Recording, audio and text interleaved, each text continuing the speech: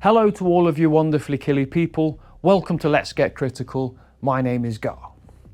In this video, I'll be unboxing the brand new Kill Team expansion box set called Shadowhunt. Shadowhunt is the second expansion release. It's for the second season of the third edition of Kill Team, and this box set introduces us to two brand new kill teams. First from the Adepta Sororitas, we have the Celestian Insidiants kill team. They are a standard sized kill team, and you can select up to 9 playable operatives to take into the kill zone. They're a strong anti-psyker and a melee focused team that relies on a unique faction rule called Martyrdom. This mechanic allows them to boost their remaining operatives every time a friendly model is incapacitated. Secondly, from the Chaos faction, we have the Murderwing kill team.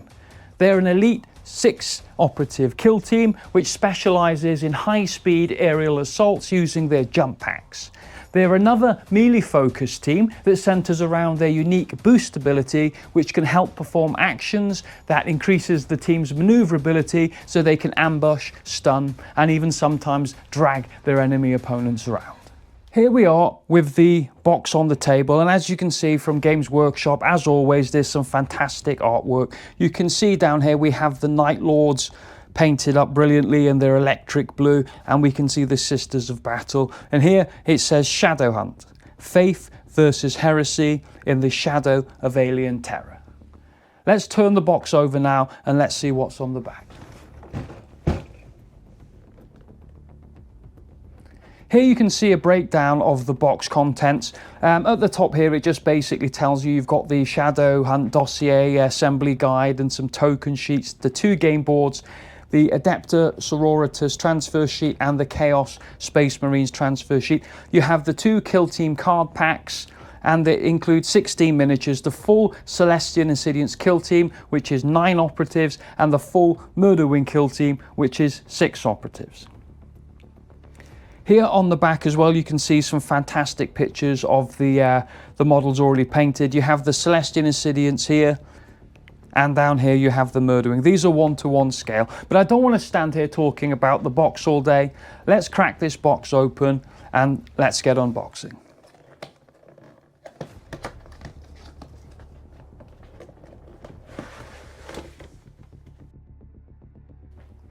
So the first we get down to here, I'm going to pull out these here. These are all of the bases for the kill team.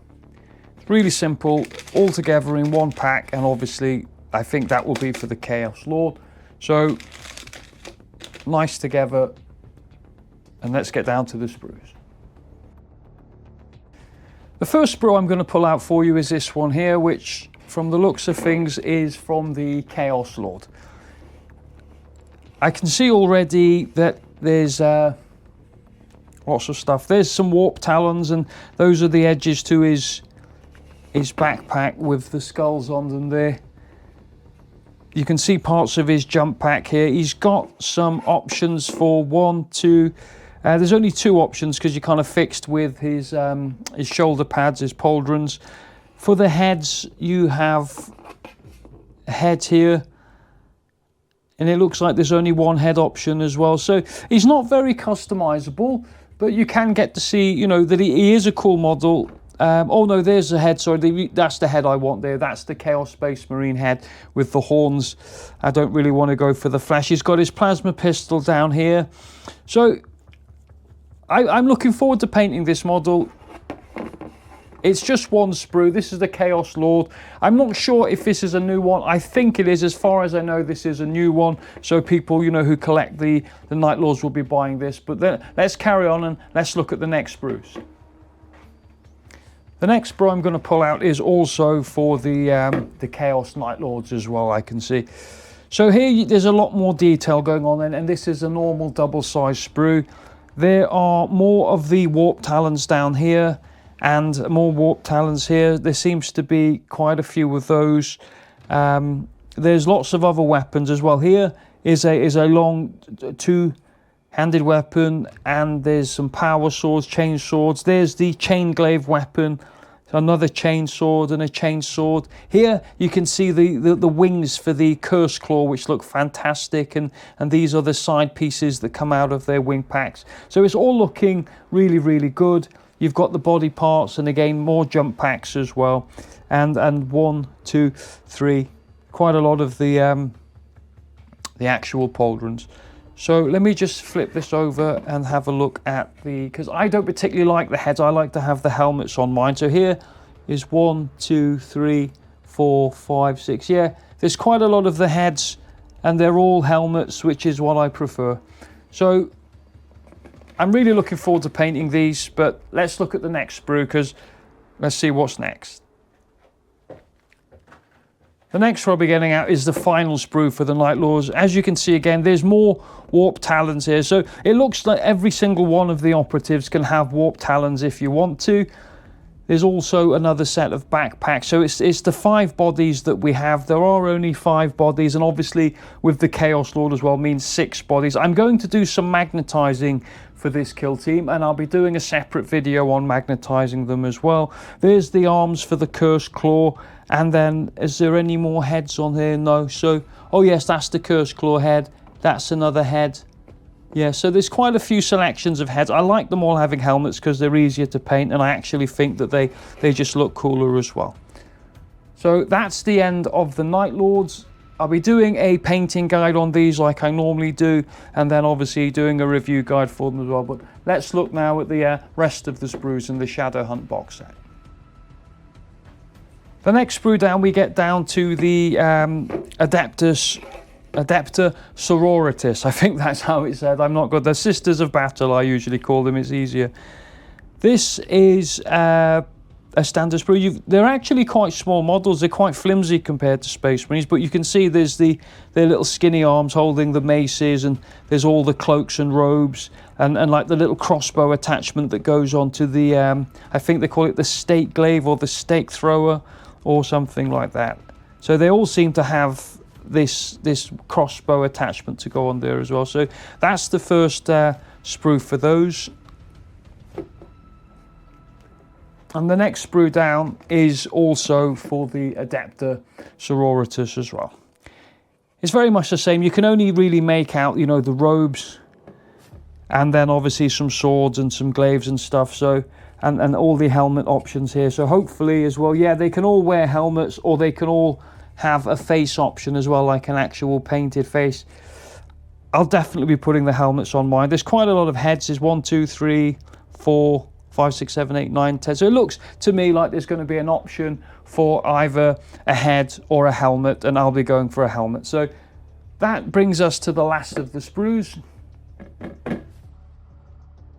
Now we've gotten down past the sprues, we get down to this folder, which is in all the Kill Team boxes that I've seen. But I just want to put this to one side at the second, because there is just a couple more things to show you, and that's these transfer sheets here. We have 2 transfer sheets in this box set. We have one for the Chaos Space Marines, which is just here, and obviously one for the Adepta Sororitas, or the Sisters of Battle. These are really cool. I'll probably be doing mine as Night Lords for the Murderwing and the Adepta Sororitas. I'm not sure yet what color scheme, but I'll probably be using these transfers as well. But this is the box finished. Let's now have a look at the folder that shows all the other things inside this Kill Team box set. These folders are in every box set that I've had so far. Let me just get this open. First, I always like to show the artwork. Here you have some of the fantastic artwork. There's always a lovely picture on the inside. But what this contains is all of the actual data and all of the data cards and things. So I'm going to go through these now. First, we can pull out here, we have the Shadowhunt assembly guide. This little booklet is very well presented, and it shows you how to put together all of the models. And I want to have a quick flick through and just kind of show you. You may not have seen these before, you might, but the first we get to is the Superior, and it's a very well illustrated and fantastic guide on how to put the models together. It's fantastic. And here, look, you've got the two options.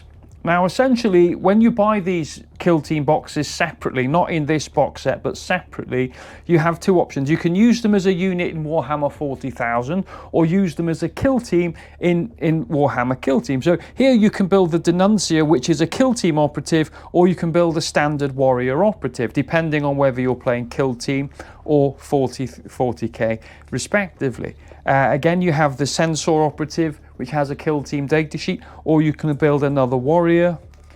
And then you have the Reliquist or a Warrior. You can build a Kill Team full of Warriors if you want to, but these specialist models, like this one here, the Abjurer, or another Warrior. The Abjurer, you know, is a specialist. The Mortis Sanctus is a specialist, and these specialists have additional rules which allow you to play the game more fun. You have the Cremator Warrior, and that would obviously bring us to the end. And it's the same with the Night Lords here. You have the blue option and the green option. This is the Chaos Lord. It shows you how to put together the Chaos Lord and all the different weapon loadouts. He has a ton of weapon loadouts to choose from. And then it gets down to the actual Night Lords Kill Team. And with the Night Lords, as you can probably see, there's a blue option, a green option, a red, a pinky, or a yellow. So you can build a Champion, a Depredator, a Raptor, or a Warp Talon. It's entirely up to you. And then when you get to the next one, you have the same. You can build a Shrieker, a Raptor, a Skyseer, or a Warp Talon. I'm going to do a magnetizing video on these, and I'm going to try and be able to magnetize all of these options so that, you know, I'll be able to take any option I want to. Here you have the Curse Claw, the Raptor, a Skyseer, a Warp Talon. These are very well put together, and it is fantastic. And all of these kits have some customizability to them, and they're really, really good. But now let's carry on looking through this folder and see what's next in the Shadowhunt box set. The next I'm going to pull out for you is this here, which is the token sheet. These token sheets allow you to play the game of Kill Team, and I think these tokens here at the top, these are for the Sisters of Battle. These are the inspiring tokens, which we'll get through later on. And when we do the review guide of these, I'll be able to show you these and go through the data cards. But that section there is for the Sisters of Battle. And well, on this side here, down here, you have the Chaos Space Marines. There's lots of plus and minus one AP tokens because they have lots of mechanics that reduce the AP, and they do a lot of stunning maneuvers. And then you have the damnation tokens for the Chaos Lord, and you have these are the entrance points to go from the up and down kill zones, the descent level kill zones, which feature, and you obviously have a fourth marker here for a fourth objective marker. So you need these tokens to play the game. If you've seen lots of Kill Team box sets, you'll have seen these before. If it's the first time you've seen them, I'll go through them in detail a little bit later on. Next we get down to the Shadowhunt Dossier, but I don't want to go through this now because I'm going to go through this in detail in just a bit. So I'm going to put this to the side. And what I'm going to show you next are the gaming boards for the Kill Team. Here, you use half-size gaming boards, which I think is pretty fantastic actually. And I'm just going to quickly fold one out for you. And as you can see, it's not the full-size gaming board. It's got that picture on that side there, which is, I've never seen that color scheme before. But this other side, it has the same, which is very, very much like a boarding actions and into the dark color scheme. So you can change those. And then on this piece here, I'll quickly get this one out as well. This is a half-size board as well. On one side you have essentially the Octarius, kind of Octarius sheet, and obviously the other side you have it on Volker. So when you play this game, you'd actually use both the boards together like this. Hopefully you can see it. This would be your lower level and this would be your upper level.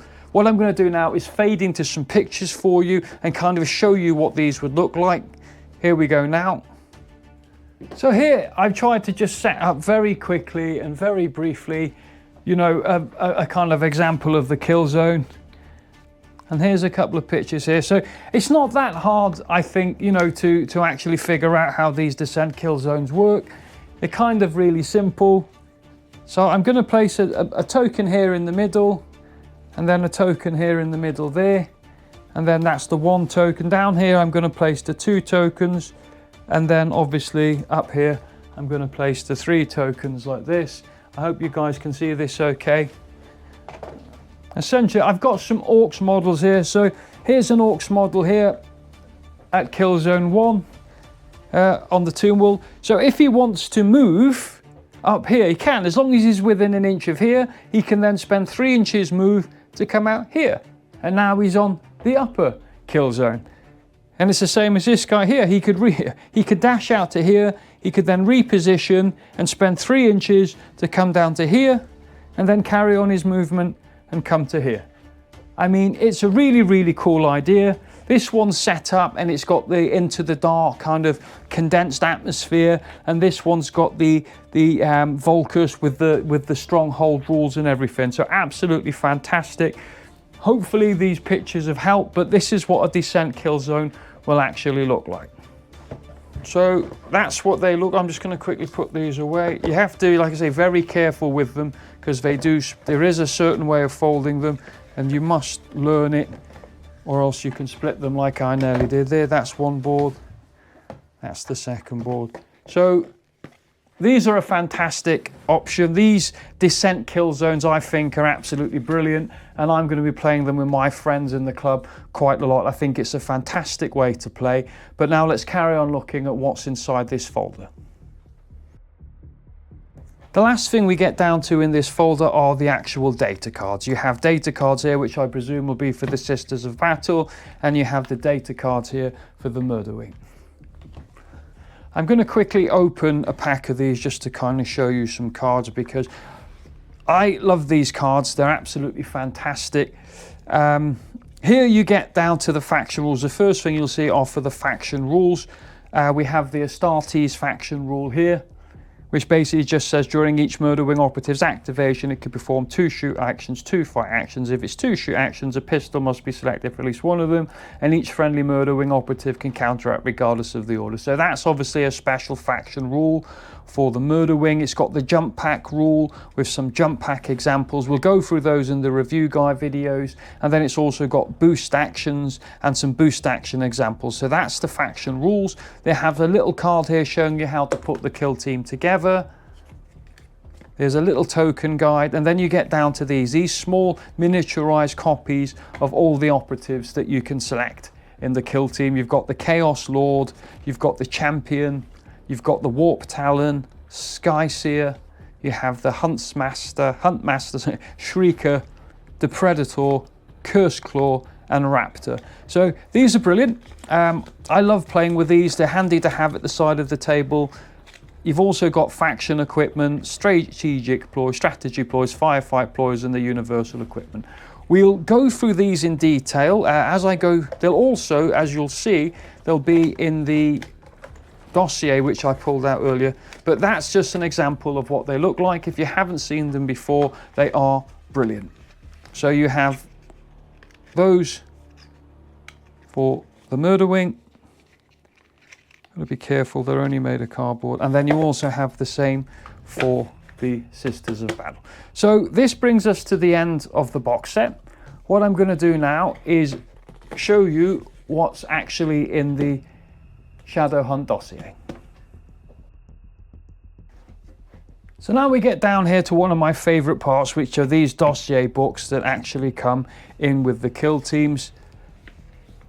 I love reading these, and I'll be reading this for quite some time till I've got all the information sussed in. But it says here you have contents. You can see you have several sections. You have the Shadow of Death, which is an introduction to the Garanox industrial world. You have the Celestian Insidiants, Murderwing, the actual kill team rules, and then all the missions at the back of the book here. You've also got the kind of quick guides to the Celestian kill teams and the Murderwing. It just takes you to the exact pages for their ploys or for their faction equipment, depending on what you're looking for.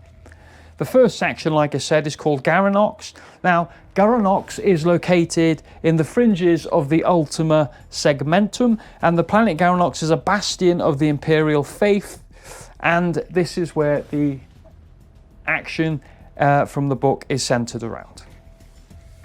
So it starts off with a little bit called Shadow of Death. This is essentially just all about the industrial world of Garanox and its history. It then goes on about the Abstertionists and Vorax Hellflight. The Abstertionists are the elite Adepta Sororitas kill teams, also known as Celestian Insidiants, and the Murderwing's merciless hunting packs are led by a guy called Vorax, and he's obviously called them the Vorax Hellflight. So this just introduces the characters in these kill teams in the story, and then we get to the first page of the story itself. There is only a short story. There's literally like these 2 pages, then another. I think there's like 6, maybe 7 pages in all. There isn't much in there at all, but you know, it is good to read. You then go down to the Celestian Insidiants, where it goes into more detail about these specialist units from the Sisters of Battle, and then it shows you some of their extra pieces here. Some great artwork as always, and lots of interesting lore about the 40k universe. And then it shows you the Insidiant operatives. You have the Superior, the Censor, Denuncia, Reliquarius, Abjura, Crematus, Mortis Sanctus, and Warrior. Those are the operatives available to you, and there's some fantastic artwork and explanations about those. And then it carries on with the story. This is the 3rd and the 4th page of the story, respectively. And then after that, it then goes into the Murderwing. Now, the Murderwing are obviously explained in detail here, and explains about how all the Chaos Warbands have got swift shock troops, but only certain select ones are actually good enough and prominent enough to actually be counted as these exceptional Murderwing squads, assassination squads. And most of them, not all of them, but they generally come from the Night Lords chapter, but they can come from other chapters as well, other Chaos factions. And it goes on about the different types of laws. You've got the Raptors and the Warp Talons. These are the 40,000 operatives with the with the jetpacks. So obviously they generally, Murderwing squads always recruit from either Raptors or Warp Talons, because naturally they're trained with the jetpacks. And then it goes on about the Warp Claws from the World Bearers Legion, and then you've got the Alpha Legion, Warlord, have Hurrick's Teeth, and then a Murderwing of the Black Legion. The Cacodiuminis played a prominent role in Harkon World Claimer's invasion of Swangia. So these are several other, Murderwing teams that have obviously been synonymous and come from other chapters other than the Chaos faction of the Night Lords. So, any Chaos faction can have its own Murderwing operatives. But here, it shows the operatives available to you. You've got the Chaos Lord, the Champion, Curse Claw, Skyseer, Warp Talon, Huntmaster, the Predator, Shrieker, and Raptor. Again, fantastic artwork and little explanations there. And that's basically it. We now get down to the kill team rules. These are the in-depth rules for the game. So this information in here is exactly the same as the information on the data cards that I've shown you not long ago, only it's obviously bigger and it's in book form. So here's the how to put, you get to pick one Celestian Insidiant Superior operative, which is this one here. She can have a Relic Condemner Stake Thrower, Relic Bolt Pistol, Null Mace, or Inferno Pistol and Null Mace. Here's the picture of her with a Inferno Pistol, Null Mace. I'll definitely be doing mine with an Inferno Pistol. It's like a hand melter, absolutely brilliant. And then you get to pick 8 Celestian Insidiant operatives selected from the following list. You have the Abjura, you have the Censor, you have the Cremator, you have the Denuncia, you have the Mortis Sanctus, you have the Reliquarius, and you have the Warrior.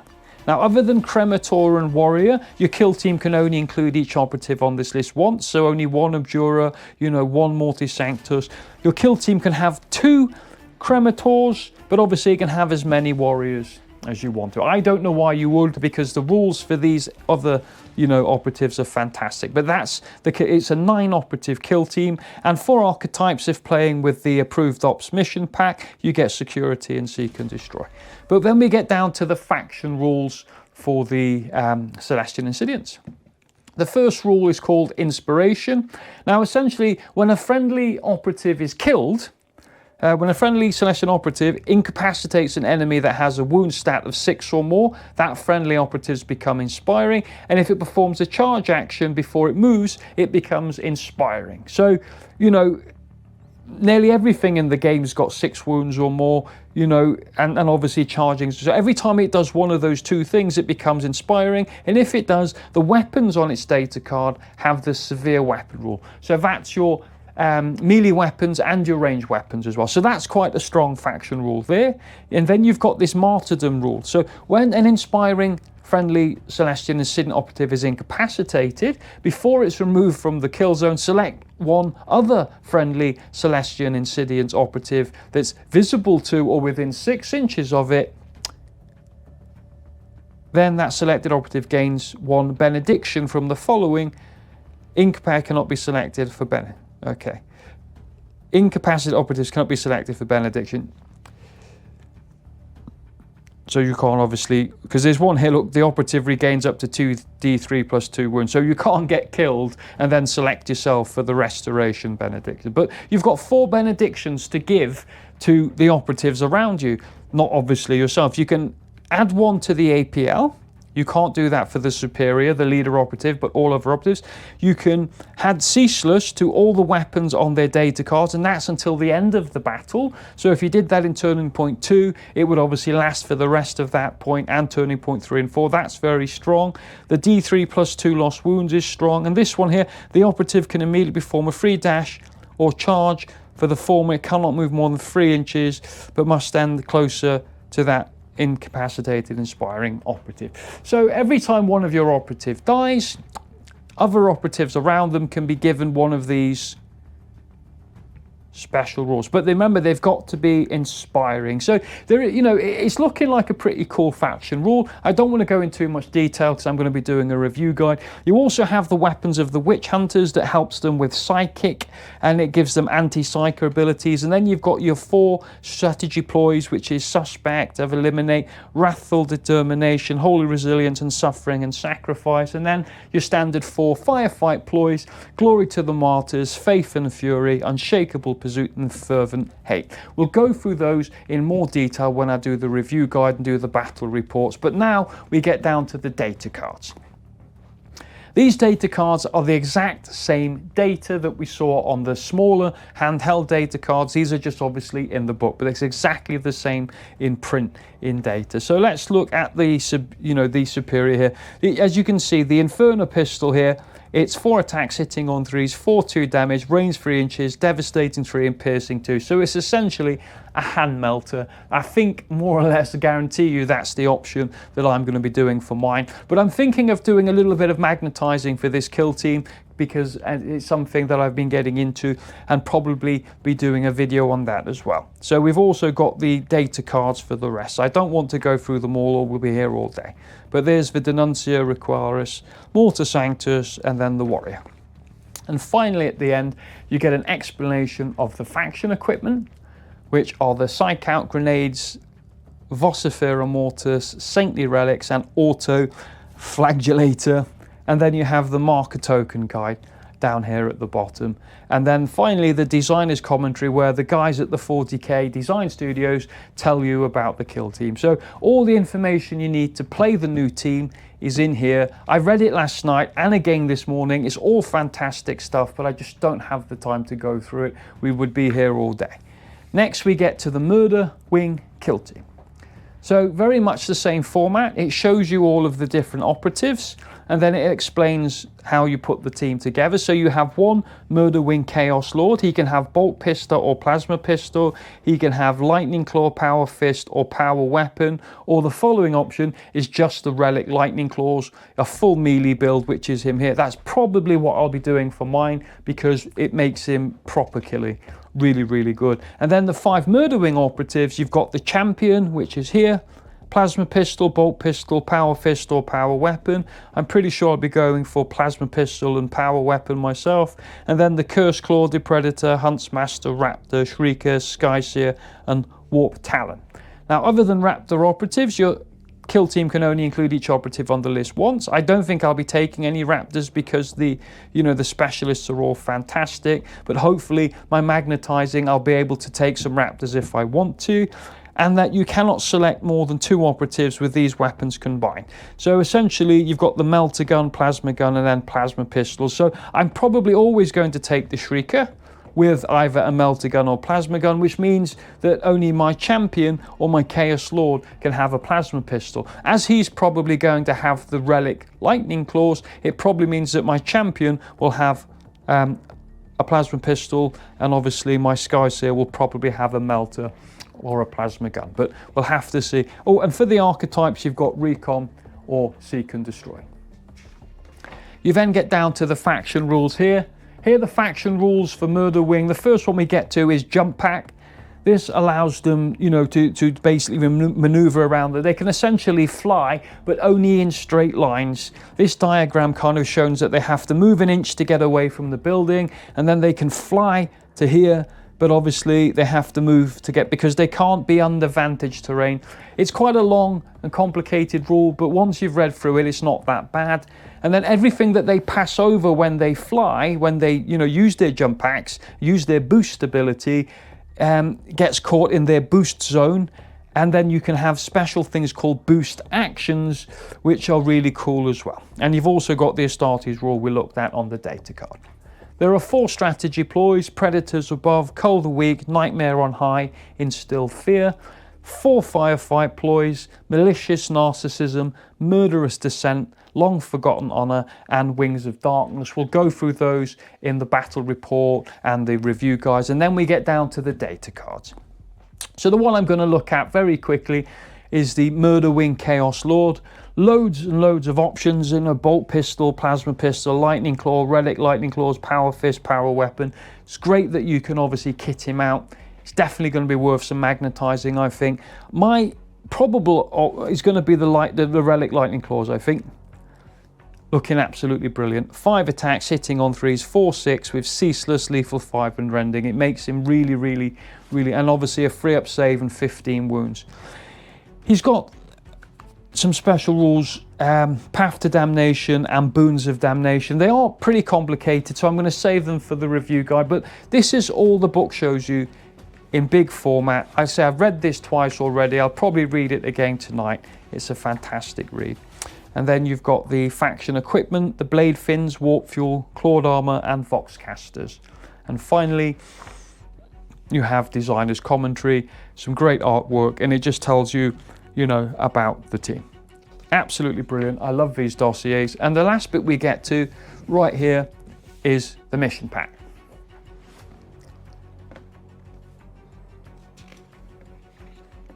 Now, as you can see here, hopefully from, the camera's not brilliant, but obviously you saw the images I shown you all, I set one up. This is like essentially the Descent Killzone. It's a new type of Killzone that I've never seen used before, and it looks absolutely brilliant. You have one board, and then you have another board, and you have these tiny little markers which allow you to connect. And it's like the whole idea to it is this is the top level, and this is the underground level, like the upper Killzone here, and then the lower Killzone. Absolutely brilliant idea. I'm going to love playing on these, and I'm pretty sure some of the guys in the club who I've spoken to, I play at the NGC Newport Gaming Centre in Wales, and we're really looking forward to this. There are some additional rules here, about, things like the Tempestus Aquilon's drop marker and the Ravener's tunnels cannot be placed in different kill zones. So you can either have them in the ground or the top level. You can't have them spanning over both and things. But, all in all, there aren't that many additional rules. It should be fine. You've got the Volcus and the Tomb Walled keys for the, the different pieces. This is obviously designed around Volcus and Killzone, but you can use any terrain you want. If you've got Octarius and Into the Dark, then you can use those. It's entirely up to you. This is just as a guide. And then you've got the Shadowhunt mission pack. You've got the NPO data cards. So you've got the Canops, Scarab Swarm, the Necron Warriors. These all came in the Tomb World box. You've got the standard ones which you'll find in the core rules for the Tough Brawler. These are all the same as well. And then you've got some special rules for the Catan Shard of the Nightbringer, which is a new model worth about £100. I thought it was going to be in this box set originally when I saw it on Games Workshop's, Warhammer community, but it's not. I'm glad, because it would have, really bumped the price up quite a lot. I'd rather pay 88 quid because I don't collect those, so that's fine. And then we get down to the joint ops missions, where you've got obviously the mission map here is for Volkus. That's how to lay the strongholds out, and this is the mission map for the Tomb World, and then the same for the Esophagus mission and the Rising Doom mission. These are for joint ops. And then we get down into adversary ops, where we play against the Necrons as well, and we play against each other. We've got the 3 different setups there for the things. We've got the Volkus Into the Dark, Awakening, and then Volkus Into the Dark, Tomb World, fantastic. And then Descent Killzone maps. These are 6 universal mission maps just for playing with your friends. You've got those 1, 2 there, another 2 there, and then a final 2 there. So there's loads and loads of stuff to do with this Descent Killzone. I'm going to play these to death, and I'll probably definitely play all 6 of these, and I'll probably have a go at the others. And finally at the end, you've got another key and the final bit of artwork. So here we are with everything just bundled on the table, so I can just quickly tell you what's going to happen next, essentially. The first thing I'm going to do is assemble, build and paint these. So I'm going to do a assembly guide and a painting guide here for the Adeptus Sororitas, the Celestian Insidiants, which might involve some magnetizing, and then I'll be doing a review guide on those as well. Then I'll be concentrating on the Murderwing kill team, and I'll be doing more or less exactly the same. There'll be an assembly guide showing you some magnetizing, a painting guide, and then a review guide video on these as well. And finally, using these 2 gaming boards and using all the rules found in this Shadowhunt Dossier, I'll be doing a battle report for the Murderwing and the Celestian Insidiants kill team. I've had a great time making this video. Thanks for watching Let's Get Critical. Have a great day. Bye-bye.